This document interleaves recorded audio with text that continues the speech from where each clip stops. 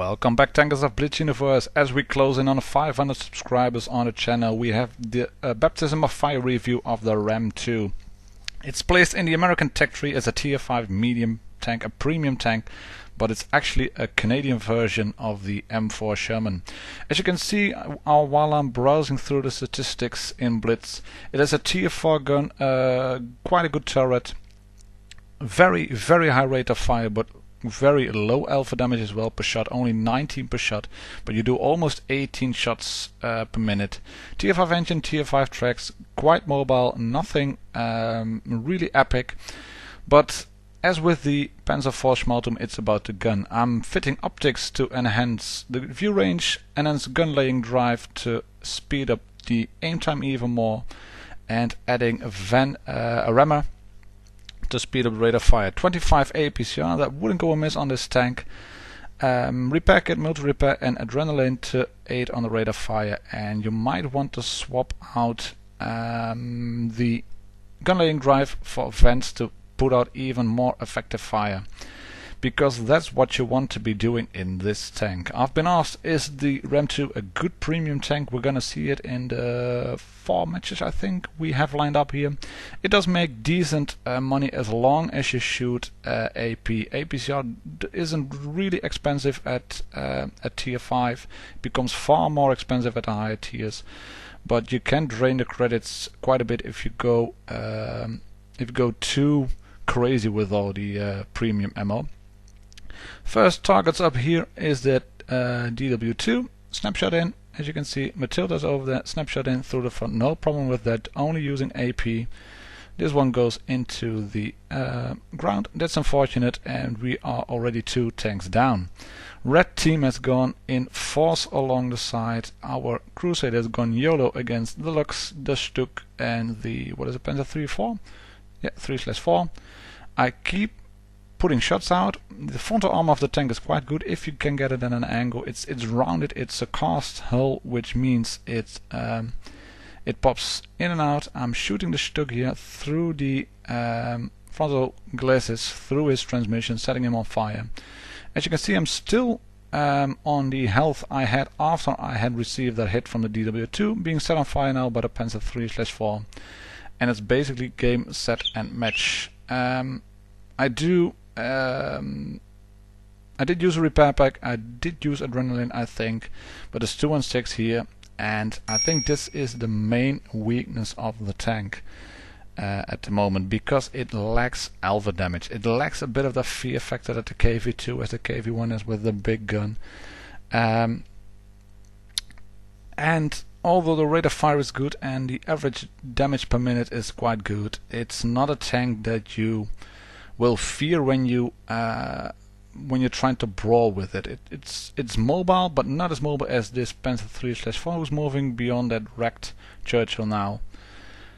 But it can do the job very effectively, provided you stay in cover, provided you don't get surrounded. Nevertheless, being caught out quick, 1250 damage is quite good. 15 shots fired, there you go.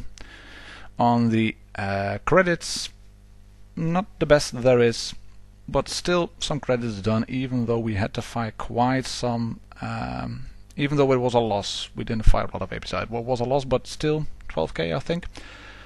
Okie dokie. Up next, into the desert on the new Desert Sands. The tank has good gun depression, I'm trying to show it off over here. Don't want to move straight into the left or into this channel. The Lux is spotted first, now I'm spotted.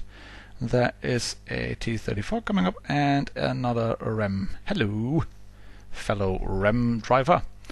Let's see if we can shoot him, so we can take a look at the armor profile a bit. The front of the hull you can see from here as he peeks over. One shot into the T-34. Thank you for 95. That's good alpha for the Ram. As you can see, the front of the transmission, although it's rounded, although it's slightly red, it's quite good. I'm bouncing shots off my turret as I'm moving back and forth. And the Ram gets killed, doesn't get killed yet. Shooting the Stuk, 1 shot in, 2 shots in, 3 shots in, 1 more shot in. Can I ram him? Nope. But the Lux kills him. Pushing the Electo to get his aim off. And here you can see the tank isn't very mobile. The Alecto is actually quite a mobile tank. It should have been track to track with that thing.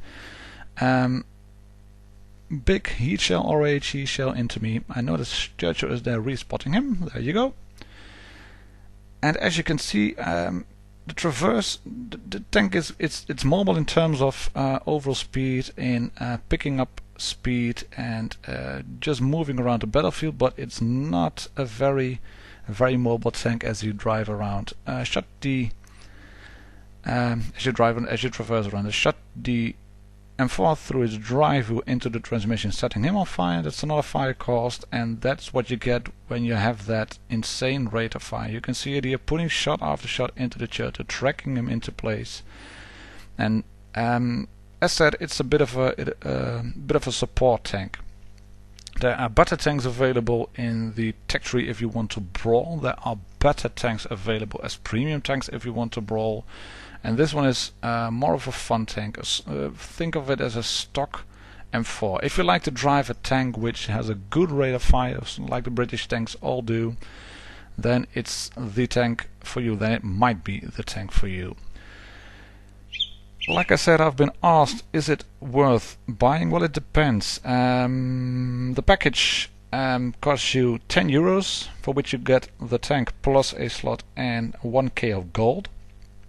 I actually don't like Wargaming putting all that gold into bundles, even though it's better than the 125k of credits that came with the Panzer IV Schmaltum Star Chaser bundle. I think that's just a rip-off. Yes, you have to buy the camo every single match again, but then again, drive around in a tank in tiers 2, 3 and 4, and you can have you just have to win one game, and then you can put camo on the Star Chaser as you want to for like 5, 6, 7 matches maybe. This one is a bit better, tank, slot, gold, but I would have preferred if Wargaming made every tank available as just one single tank plus maybe a slot for your hard-earned real cash. You can see I'm moving around here trying to pick off isolated targets, put some snapshots into the DW2, one shot into the heads-up finishes him off. Firing on the move is quite good, even though you can't fit stabilizers on the tank. Panzer IV is on the other side of the ridge. That's a bit unfortunate. There's a Chinu up over there, and the rest of the team has to be down there because we scouted everybody. Yeah, Panzer 3/4 tracking him into place, and there you go. Nope, that's damaged, but we track him now. And I'm moving back here because there was someone at the door which I had to attend to. Sorry about that, team. I'll try to make up for that later. But it makes for very interesting gameplay. As you can see, the Chinook is going down, the 3/4 is going down, there's a Panzer 3 there, there's a DW2 from our team bumping into me, and it revives me into life. Stupid shot here as I turn the turret, and then turret first didn't catch up with me, backing up. I try to shoot, I'm up on that hill now. Can I shoot the Panzer IV? No. Can I shoot the M4? No. Let's brawl a bit against the Panzer III over here. Those are the tanks you can brawl against, especially if they have the L60 gun fitted, that small caliber gun. No chance of hitting you. Swapping back to the M4. Can't shoot him now. Well, I could shoot him, but the kill goes to one of my teammates. The Panzer IV kills our DW2. And he has 412 health left, and it gets evaporated very quickly as we unleash our gun, including a bit of adrenaline, and we get the second kill of the match. 7-3, simple game, even though I went AFK for a bit. Sorry about that, team, but 7-3, solid, very solid win. In terms of credits, 1300 damage done, 27k of credits, as you can see. No APCR fired there, 23 shots, 19 hits, 70 penetrations. There's the bill. Moving a bit quick, but there's always the pause button on YouTube if you want to look at it a bit more. Black Gold film for the last game, again a tier 5 match. It's quite strange, I've played 10 matches maybe in it, I think. and only one of them has been a TS6 match so far. I needed quite a bit of APCR on the Kuro on any of the mediums up front. But as you can see, tier 4 tanks with autoloaders, if they fire AP, they pose no problem to you. I'm bouncing all the shots in front of my turret, trying to shoot the Anko here. He just moves into the dip over there, so I can't shoot him. I can shoot the Chinu. One more into him, he's backing up, but he's doing a pretty bad job by backing up straight along. I shoot one more and I do get a hit from the, I think, the Panzer IV over there. Matilda, straight through the front, underneath the gun mantlet. One more in, trying to expose as little of the tank as possible. Anko is up next. That shot goes in. This shot goes in to me. Trying to shoot him again, but I'm wobbling the tank around a bit. That one is a bit unfortunate, a miss, but it's 3-0 already. Reds are capping. It's going to be in vain, of course. Why it's going to be in vain? Because we have numerical superiority, ramming the Panzer 38 NA, but not for as much alpha damage as I had hoped. There's a DW2 still left and the Churchill. APCR loaded through the side of him. That goes in. And another shot goes in trying to use AP, and as you can see, AP on the side of heavy tanks, that's no problem. The gun has got quite good penetration for a tier 4 gun. You just need some APCR if you are trying to pick up on the bigger targets. DWS 2 and tier 5 heavies from the side, no problem. Tier 6 heavies, yes, you need APCR, and that's also a bit of a waste because that negates one of the main selling issues of a premium tank, and that's credit making. You need a lot of credits if you want to play in tier 6 battles. Nevertheless, it's a fun tank. Do I recommend buying it? Yes, if you don't have a tier 5 premium tank and you want to get one, this one might be good for you. It does require that you know the matches well, the lineups well, the maps well, because it's not a tank you can sit alone in. But a fun tank to have, and maybe one for the tank collector. That's it for now. Thank you all for watching again. See you all on the battlefield. Cheers.